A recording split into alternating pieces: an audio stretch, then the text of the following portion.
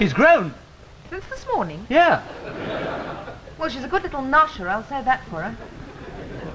Huge Helen. Oh, don't. What? Well, wouldn't it be awful if she turned out to be a fat girl? Well, not if she takes after me. No, but you know how I have to be careful. Oh, well, then she'll have to be careful, too. Poor soul. Why? Only 21 hours old and she has to watch her calories. I wonder what she will be like. Oh, very beautiful. Of course. And intelligent and well-behaved. I just hope she doesn't have to wear a brace on her teeth. Now then. What? I've got quite enough to worry about without dentist bills. There'll be school bills, too, later on. Oh, Kate.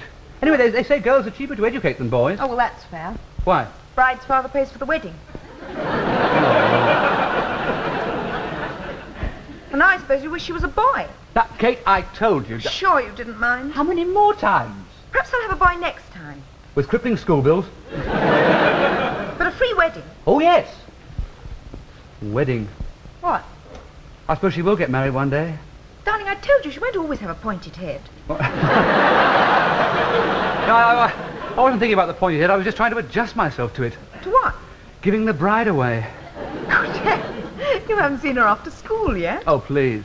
Don't remind me of all the ghastly times ahead. They're not ghastly. The stiff upper lip ones are. You know how I buckle under at emotional moments? Well, you better not. You'll have to interview her boyfriend one day. Well, that won't be an emotional moment. I'll just send the idiot packing. Well, I can't see anyone coming up to my standards.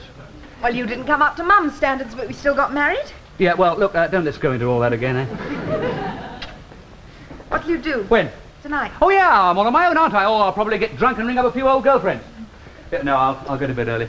Yes, you had a late night last night too, didn't you? Yeah, late, but not quite as productive as yours. Here, come on. I must be off. Give me some rest. Good night, darling. Come and see me tomorrow. Yeah, I'll try and knot my handkerchief. Night, night, huge Helen. And don't you ever bring any of those long-haired, ton-up boyfriends home, or I'll chuck him out with the seat of his leather pants. Oh. Sleep well. And you. No, I never do on my own. You like to take Helen?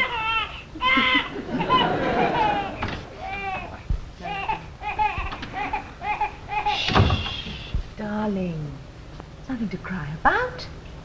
Daddy's got it all worked out.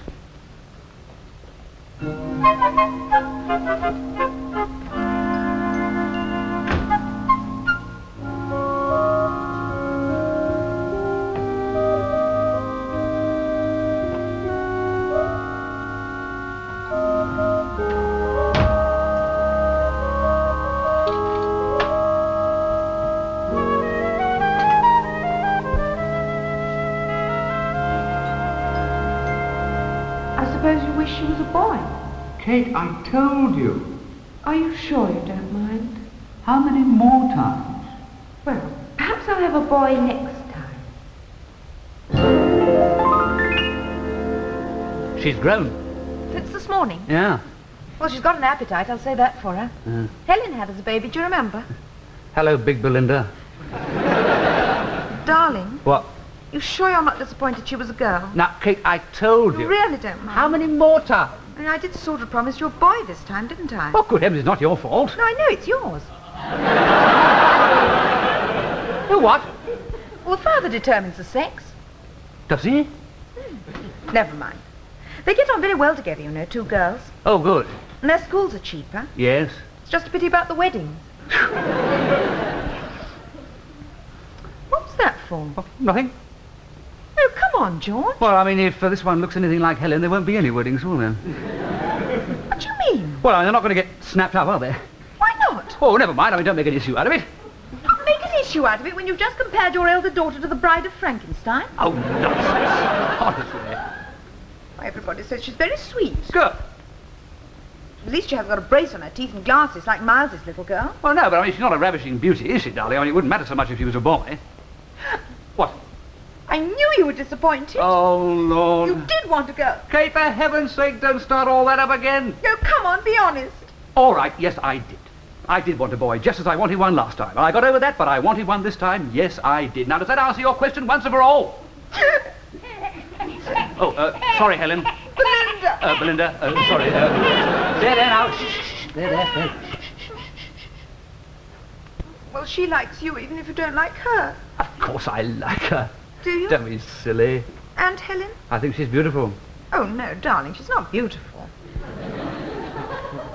What do you mean? Well, What's wrong with her? nothing. Well, she hasn't got a brace in her teeth, has she, or specs? No. Well, then. Thank you, darling. Perhaps I'll have a boy next time. Next time.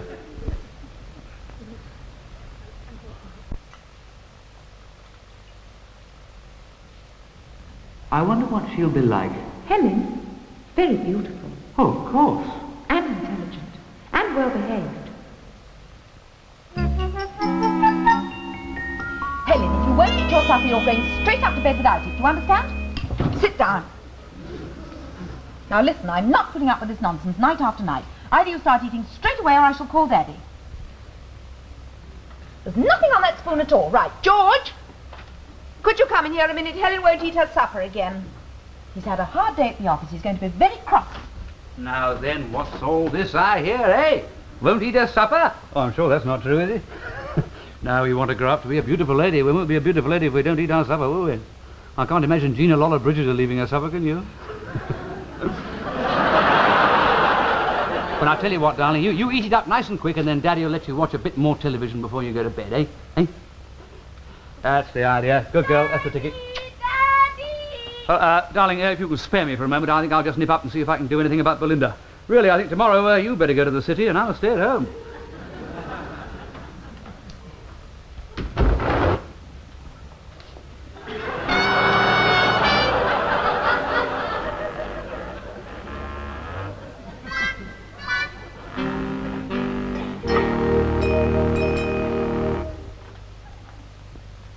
Perhaps I'll have a boy next time.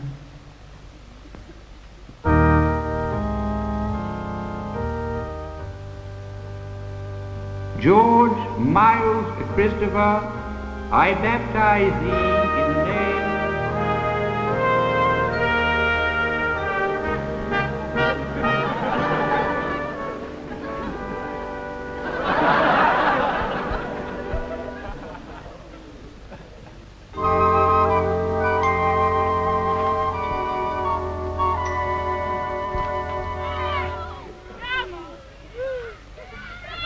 You haven't seen her after school yet.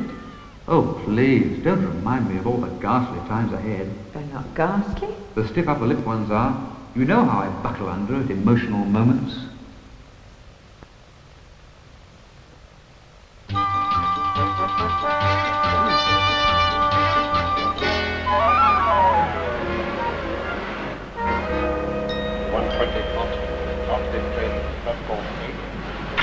Had a nice window seat for you, George. That's lucky, isn't it, eh? And we'll ask the guard to keep an eye on you and put you off at the right station. Well, it's your first train journey all alone. You've always wanted to do that, haven't you, George? I'll go and get you some sweets, darling. You're not leaving me alone with him. I saw both the girls off. Well, I had pressing engagements. I still had to see them off. But girls aren't as emotional as boys. Nonsense. Anything else you want for the journey, darling? Sure? Anything to drink? Read? He doesn't want anything, dear. Well, I think he deserves some sweets for being such a good boy. Well, glad to get in. No. Well, a minute or two yet. It seems only the other day that I was going off to school, George. My first big school, I couldn't wait to get there. No, well, you went to day school. Yes, I did, I know it. I certainly did, because Grandma and Grandpa couldn't afford to send me to the sort of school you're going to. I wasn't as lucky as you were, George. But was I downhearted? No, I was not. I went off smiling. And that's what you ought to do, George. Smile. Because you've got something to smile about. You're going to a much nicer school than Daddy's, with a much smarter uniform and a bigger playing fields and a school song.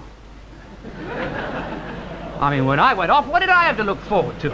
Coming home that night. Well, you'll be home soon, George. When? Half term. Well, that's only, the time will fly by, George, you see. I mean, good heaven, there'll be so much to do, games and lessons, and, they recommend the matron very highly, you know. They say she's splendid. And she's like a second mother. Are you listening to me, George? Now, what did I just say? You said the matron was like a second mother. Yes, that's right. Yes, I did. Yes. So if you start getting your cough again, you go straight to the matron and she'll give you something. Now, look, old lad, it's not all one way, you know. I mean, you may miss us, but we're going to miss you, too. And in fact, it's going to be worse for Mummy and me because you'll be with all your friends and Mummy and me will be all on our own. Well, yes, you see, because Belinda and Helen are at school now, so it'll just be the two of us. So you're right, weren't you, darling? Because we're going to be very lonely. There you are, darling. I'm just going to get him some more sweets.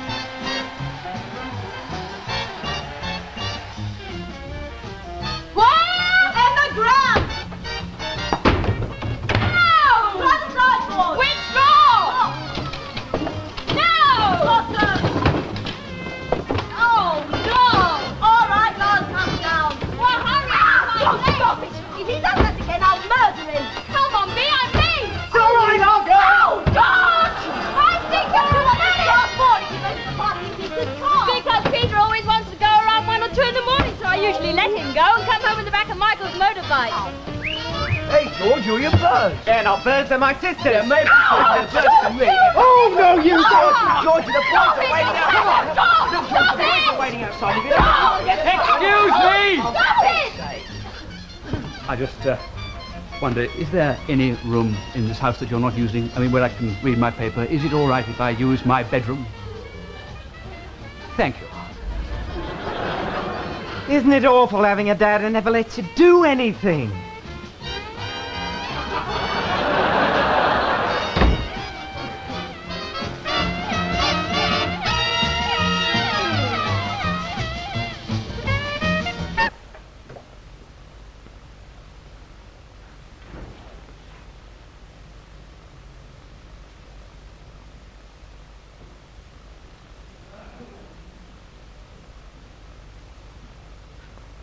I'll send the idiot packing. Why? I can't see anyone coming up to my standards.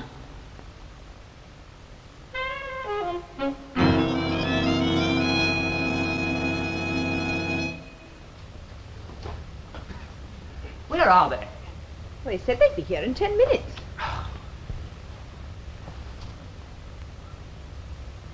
Don't you bring any long-haired, ton-up boyfriend home or I'll throw him out by the seat of his leather pants.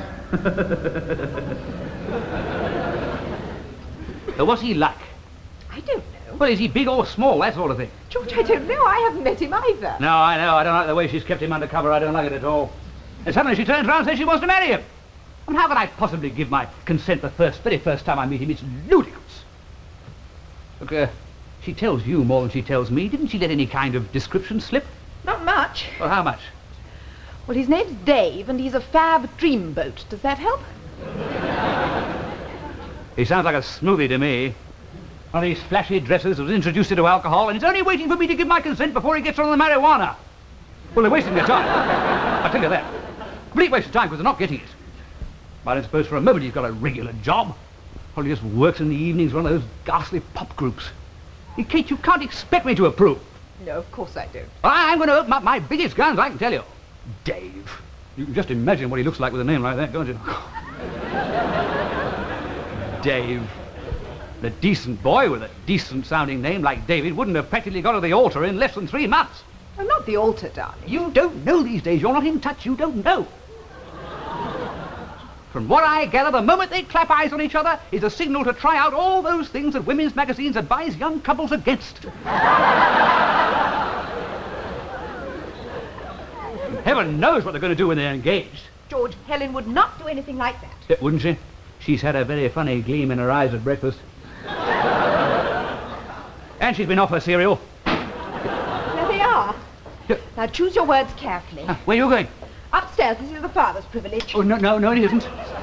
George, I have borne the children, fed them, nursed them, rocked them to sleep, seen them off to school. Not the boy you didn't. The worst part I did, the waving bit. Well, I thought the train left later. Look, what am I going to say to him? don't say anything, darling. Just open up your biggest guns. Kate.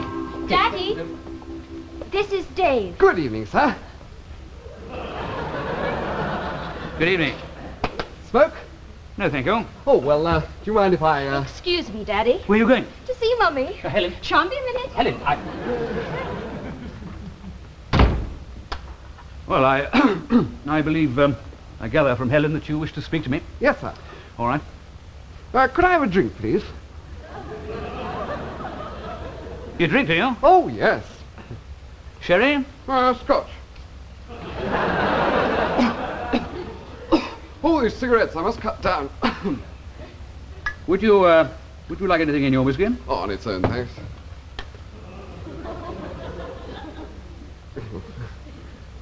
Not your first one tonight, then? Oh, no. Cheers. Cheers.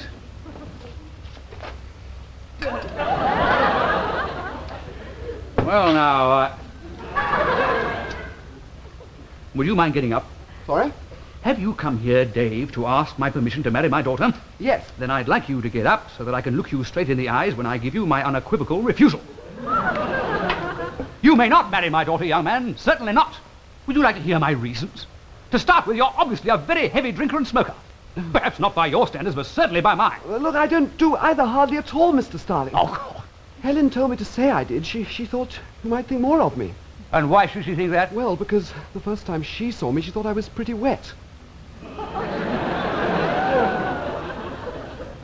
The picture is far from wet, sir.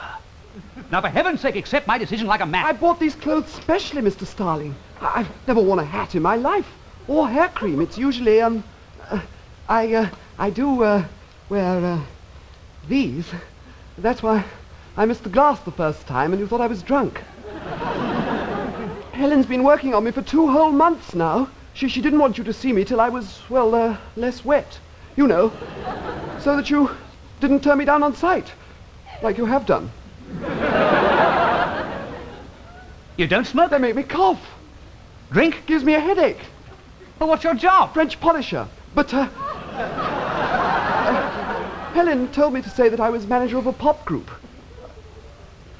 I thought I knew my elder daughter. But as I evidently don't know her any better than you, it's a bit difficult for me to... Well, could I come and see you again, sir, and show you me as I normally am? Yes, please. Oh, thank you, Mr. Starling. Can I tell Helen? Tell her what? Look here, where are you going? I mean, I haven't agreed yet. I mean, I don't even know what you earn. £25 a week. French polishing?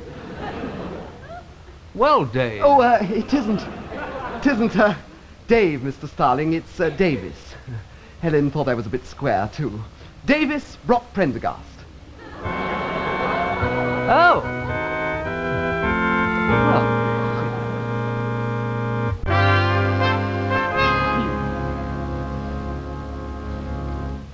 You look lovely, darling. I don't. I look hellish. Helen, please, not on your wedding day. I'll be surprised if there is a wedding. He'll probably take one look at me and run. Now, darling, that's very silly. Isn't that silly, George? What? Oh, good. Yes.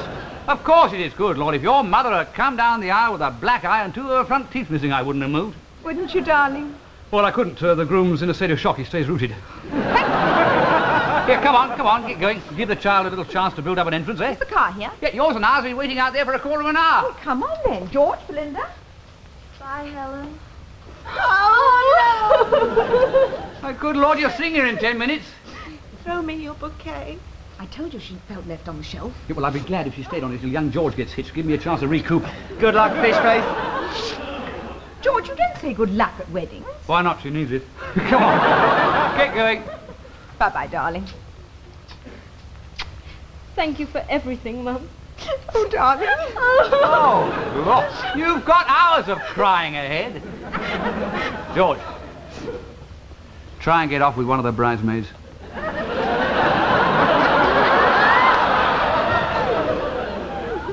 Well, darling, Well, you fancy a little drop of Dutch courage? I think I'll just top myself up if you don't mind. you do like Davis, don't you? Well, of course I do. Didn't I give my immediate consent? Well, almost immediate. He's actually a splendid chap. We both think so. Why? You haven't gone off him, have you? Are you sure you wouldn't like a drop? He's an absolutely super chap, darling. I mean, you've got so many things in common. A sense of humour and French polishing. We had the most terrible row yesterday, that's all. Oh, good Lord, a bit early to start. You've got plenty of time for all that, I can assure you. Here, what about? He's so stubborn. Well, ladies can be difficult too, you know. Yes, but this was about something big. Something that could affect our lives for years. Really? Well, what? I mean, if you'd rather not tell me. Well, he wants a dog, and you know how much I've always wanted a cat. Oh, yes, well, that certainly is a big problem, darling. Very big. Would you like me to speak to him about it at the reception? No, thank you. It'll sort itself out. Yes, these things have a habit of doing that, you know, and it always seems so much worse at the time. I remember, here, we better be off. You know, I remember on our first night back from honeymoon, we couldn't get into the flat. I thought I'd lost the key, and it was 2 o'clock in the morning, and we had nowhere else to sleep. I thought to myself, this is going to affect the rest of our lives. We'll never get over this. But you did.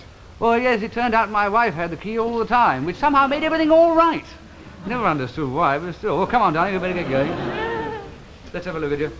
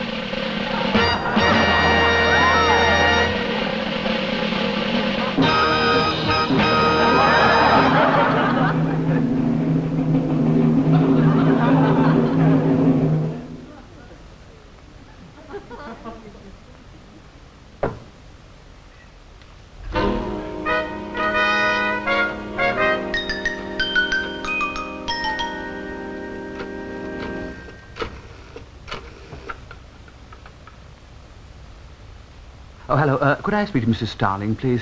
Thank you. Hello? Hello, darling. George, I was just thinking about you. Were you? Wondering how you were coping. Oh, I'm not, actually. Oh, darling, have you burnt another saucepan? No, I mean, I haven't started coping yet. I've been thinking about the future. How does it look? Oh, very good. We live happily ever after. After what? After years of forcible feeding and vetting suitors and weddings and christenings, honestly. I'm absolutely exhausted, darling. It's been like sitting through the Forsyte saga. Oh, well, that's all. I just rang you up to say hello. Hello, George. Well, I'll say goodbye now. Good night, George. See you tomorrow. Yes.